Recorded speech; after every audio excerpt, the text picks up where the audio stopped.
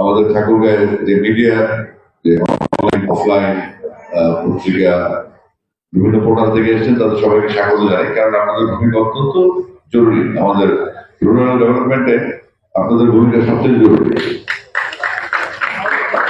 তো আমি বেসিক্যালি বের হয়েছি একটা রিজনে, সেটা হচ্ছে দেখা। বাংলাদেশে আমরা ঢাকায় বসে বসে আমরা যেটা দেখি বা শুনি সেটা আসলে বাংলাদেশ না। সেটা হচ্ছে ঢাকার প্রেসকে ব্যস্ত রাখা, ঢাকার প্রেসকে বোঝানো, বা ঢাকার কেন্দ্রিক যে ফ্যাসিলিটিস গুলো আছে ঢাকায় সব, ঢাকার বাইরে কিছু না। কিন্তু আমাদের নতুন বোর্ড যখন শপথ গ্রহণ করেন এবং আমিনুল ইসলাম নুরুল বাহিনী আমাদের প্রেসিডেন্ট চিফ, তিনি প্রথম বক্তব্য দিয়েছেন যে আমরা ঢাকার বাইরে ক্রিকেটটা ছড়িয়ে দিতে চাই। তো ঢাকার বাইরে ক্রিকেটটা ছড়িয়ে দিতে হলে আমাকে জানতে হবে যে সরেজমিনে ব্যাপারটা কি হচ্ছে। বাংলাদেশের পার্বত্য এলাকা থেকে শুরু করেছে বান্দরবান, খাগড়াছড়ি, রাঙামাটি, এবং আমি শুরু করেছি সেকেন্ড ফেজে রংপুর বিভাগ দিয়ে।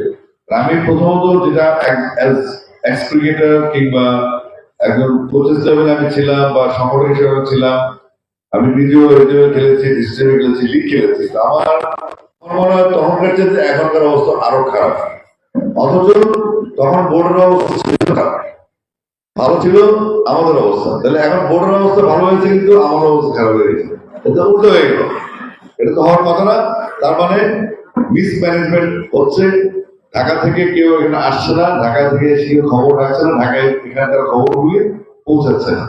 তো তাদের প্রতিনিধি হয়ে আমি আপনাদের কাছে এসেছি। আমাদের রংপুরের রাসিন্দর ভাই আছে এবং প্রেশার ছিল, উনি আমাকে জিজ্ঞেস করে তার আগে ডেট দিয়েছে, তারপর আমি একদিন পিছিয়ে যাবে না।